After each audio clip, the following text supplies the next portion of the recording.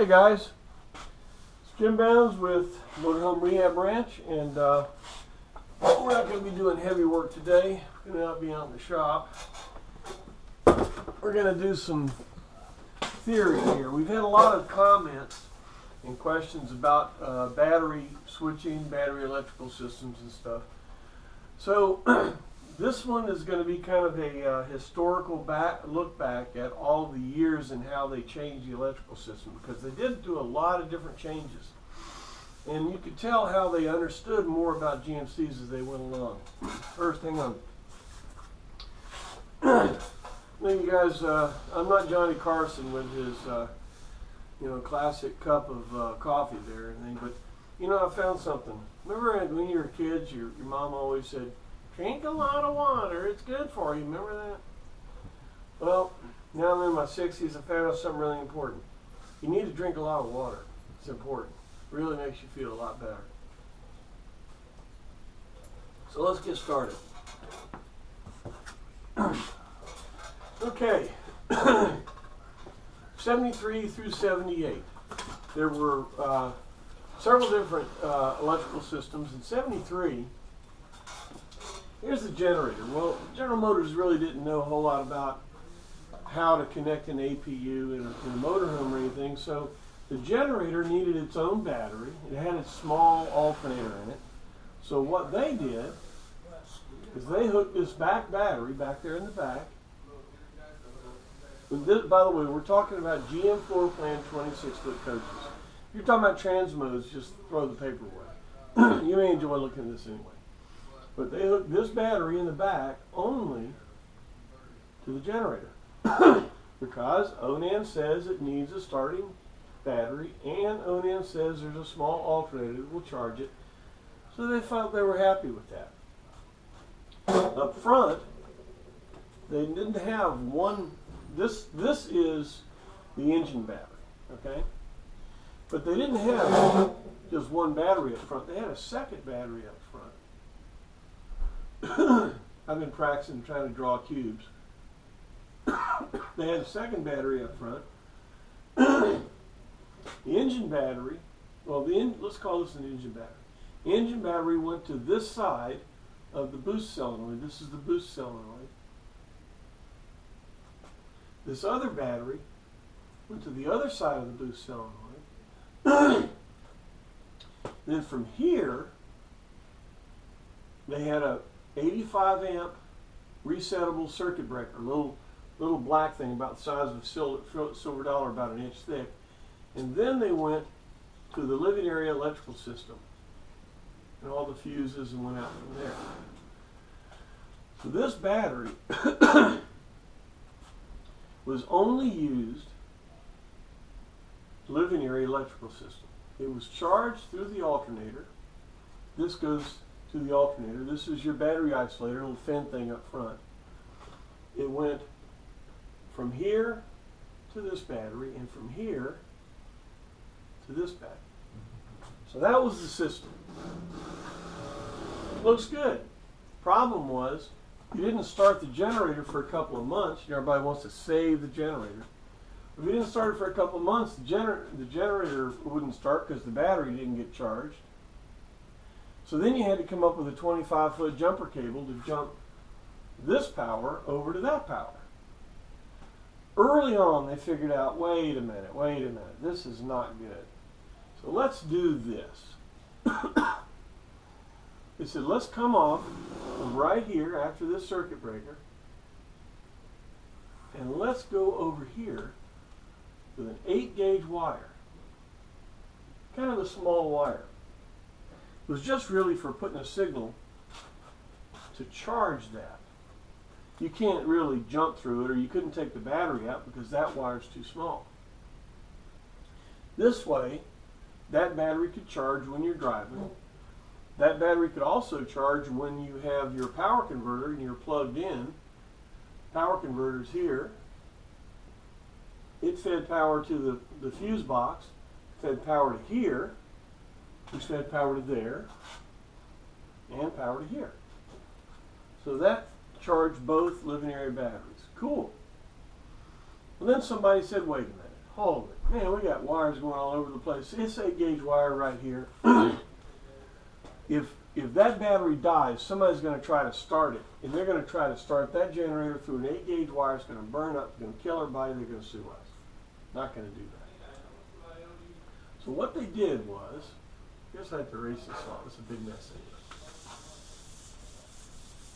What they did was, hey Hans. Yes, sir. Get a towel. This eraser can't buy anything good anymore. So what they did was, you have the battery back here, grounded back there. You have one battery up the front. Okay. Your boost solenoid. Boy, I am good at this, huh? So what they did was, they came off of this side right here with the circuit breaker, and they went back to this battery. Actually, the circuit breaker wasn't here. Is that right? Great. Perfect. Circuit breaker wasn't there. Had a 2-gauge wire running from here to there. Okay? You only had one battery in the front. It went over to here. Hey, what is this? There we go. Over to here. So now they have one battery. This 2-gauge wire going to the back stopped halfway down in the inside of the coach, went over to the fuse box, which is where the power converter was connected. Power converter hit the fuse box, went to that battery. Also came up here to the front, to this point right here. So if you push the boost solenoid, this boost would kick it together and it would put power to here. Now coming off of here, there's a post, it's called a vehicle battery positive terminal right on the firewall under the passenger front. Came off of here, big 2-gauge wire went to there. From here you went down to the starter. There's a fusible link coming over to the horn relay. There's a 7/16 nut right there. This fusible link supplied all the power to the front fuse box in the glove box. Okay? So, look at a couple of things. This is a pretty good circuit here. But what you need, Donovan? The power inverters. Yes. They were refunded through Wish for whatever reason. So I had her found one on Amazon. It's $20. It could be here tomorrow. Okay. Okay. Whatever. You got to stop there all the time. People understand. We're doing business here. Okay, so what are some good points and some bad points? Good points are you only have 2 batteries, one in the back, one in the front. Don't have 3. Worry about one going out. This happened in about 75. 73 and 74, you could get all kinds of 8-gauge wires and maybe no wire. 75, this is pretty much what happened in 75 and on. This 2-gauge wire right here, if you're looking right in the hood, you'll see the boost solenoid and you'll see this 2-gauge wire. I'm going to draw it better. That won't be hard, right? 2-gauge wire comes down, okay, down to the cross member on the front of the coach. It comes down and it's got eyelets that cable goes through. It runs all the way across. And it comes up and goes into the firewall on the driver's side and goes back on the inside. This wire right here is a real problem because this gets all the weather and everything like that. This wire is a red wire, has just the insulation on it, and it's through metal eyelets. What could go wrong? Insulation could rot. If you look down, you'll see it. It's pretty nasty. Shorts out, maximum smoke test. So what needs to happen here is you need to take, say, a 3/4 inch heater hose, slit it, put it on here, put it all the way up to here,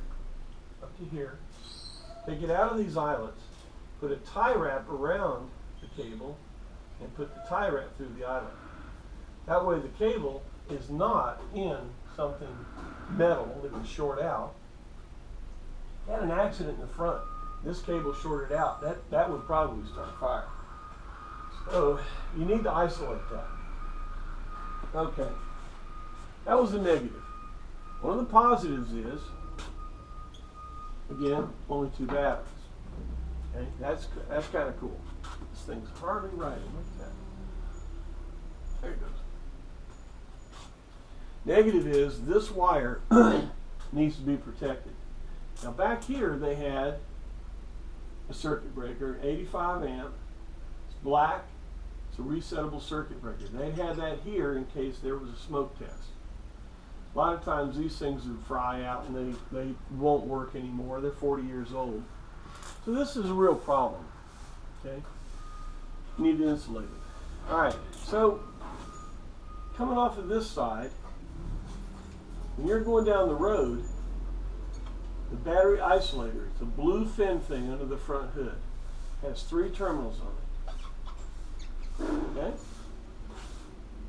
The alternator on the engine has a big red wire coming out of it. It goes directly to here, to the middle.